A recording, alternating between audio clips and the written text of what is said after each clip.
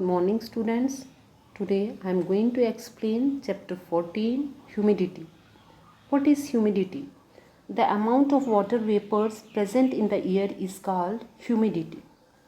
Amount of moisture in the atmosphere is closely related to the temperature of the air. Amount of water vapors that can be held by a parcel of air at a given temperature is fixed. Air containing maximum water vapors that can be held at a given temperature is said to be saturated air. When the amount of water vapor in the air is lesser than the amount it can hold, it is said to be unsaturated air. Humidity is measured in a number of ways, but most common among them are absolute humidity and relative humidity. Now, what is absolute humidity? Absolute humidity is the amount of water vapor in grams per cubic meter of air. Absolute humidity is normally expressed in grams of vapor per cubic meter of air. For example, if the absolute humidity is 20 grams, it means that in a sample of 1 cubic meter of air, the amount of water vapor present is 20 grams.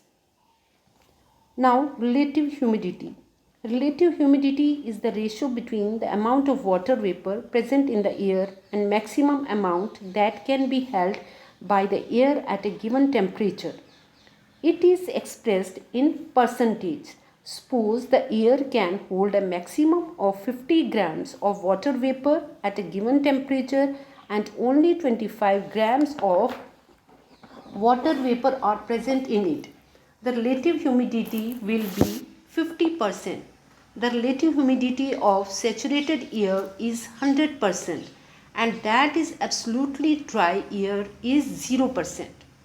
Relative humidity can be measured by an instrument known as the wet and dry bulb thermometer. The amount of water vapor can be also measured with a hygrometer.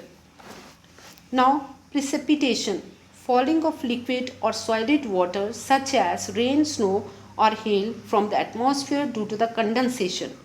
The term precipitation refers to falling of water from the atmosphere in any form. Most of the moisture on the land is received through precipitation.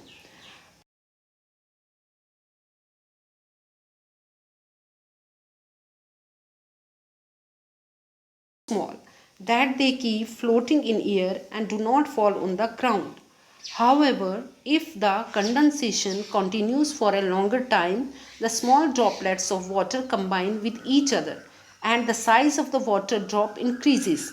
The air cannot hold these heavier drops suspended and they start falling on the ground in the form of rain.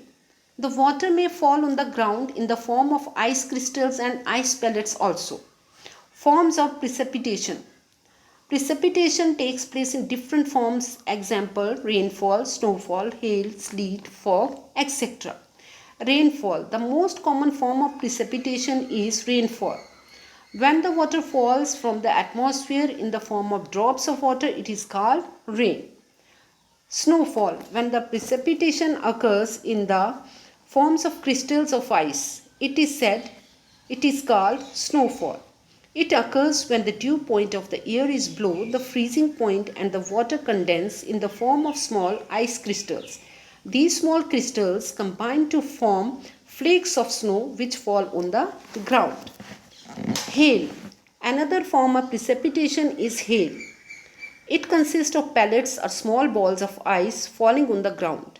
Hailstone is a mass of ice with a layered structure, unlike flakes of snow that are formed due to condensation in the form of ice crystals. Hail is formed through freezing of drop of water. When they are very strong up drifts in the air, the water drops falling from the clouds are carried by the rapidly rising air to great height, where they freeze to form ice pellets. When these pellets of ice started falling on the ground, they pass through clouds having water droplets. The droplets of water coming in contact with ice freeze around the pellet of ice. Thus the size of pellets becomes larger and they ultimately fall on the ground as hail.